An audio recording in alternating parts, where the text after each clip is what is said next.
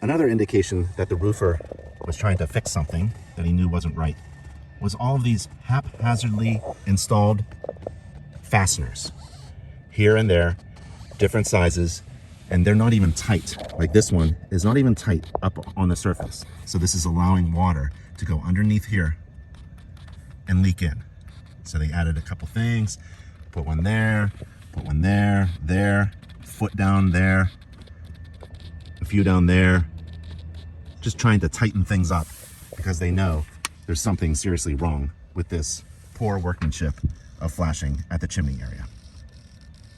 So always look for haphazardly installed fasteners. That should never be installed here. This is a terrible, terrible way to fix a problem.